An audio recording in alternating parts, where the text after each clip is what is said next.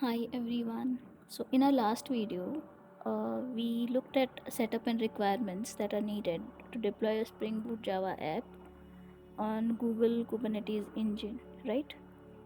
Now we are going to move ahead from that. We have followed all the setup and requirement that is needed, and we are going to move ahead to the third step, which is to get the source code. Okay.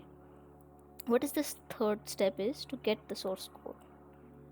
After Cloud Shell has launched, which we did in the last step, you can use the command line to clone the example source code in the home directory. We are going to clone this repo. Okay, let us go and quickly look at what this repo is about. So I've opened this link in the new URL. So this repo is looking like this. It's a GitHub repo. Let us look at some of the code here. Okay, I can recognize hello controller here. So this is the same controller in the first video that we had talked about. From the Spring documentation, they have picked up the code and committed all of that into GitHub here. Okay, you can see they have created a repo out of it, so we don't have to do all the efforts of writing the code manually. We will just clone this repository and then deploy the Spring Boot app. That's our job. So we are going to clone this repo today. Okay, so they are asking us to git clone the repo. So let us go to Cloud Shell and type the command. It is cloning the repo.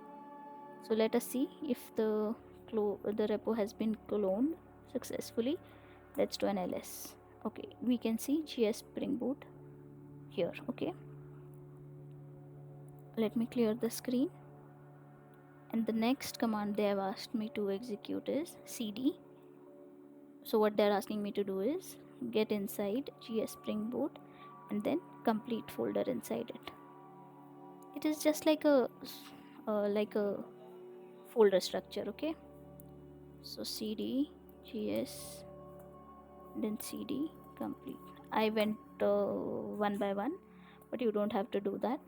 You can just run the command however it is. Okay, so all this is the content inside complete folder. Let me just print the working directory, and it is home share your data 1 gs spring boot and slash complete.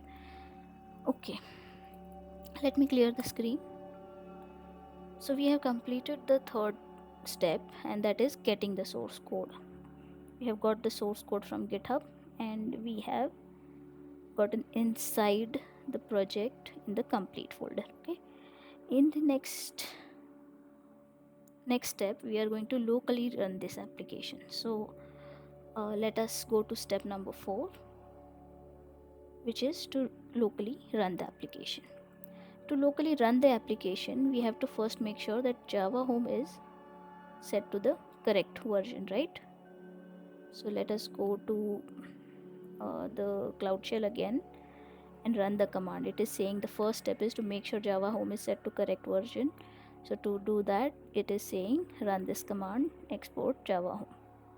Okay, I'm going to run this command just blindly. Okay, so once I run this, I'm going to echo Java home variable. Okay, yeah, it is pointing to this version, this location. So my Java home is set to this location now. To make sure that such Java installation is already available, let us quickly go to this location. Okay,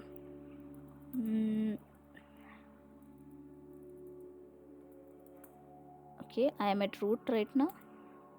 Let us go to usr and lib and jvm, and let us do ls. Okay, soon as I do ls, I see these Java installations here: Java 1.11.0 OpenJDK, 1.17, then 11, then just 17. There are many different versions available here, and we have set it to this one. Okay, So we are sure that Java installation is available now, and Java home is pointing to Java 17 version. Okay, let us go to our home. Okay,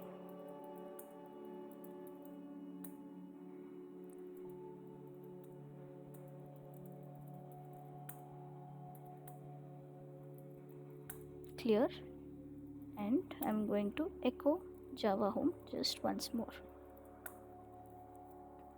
Okay, so I just ran this step. You don't have to do whatever I did. I typed so many commands, but you just have to copy this one and paste it in the Google Cloud Shell. Whatever I typed is just to be sure, or just to give you some more information. Okay, you don't have to worry much. You just type in this command and your Java home should be set.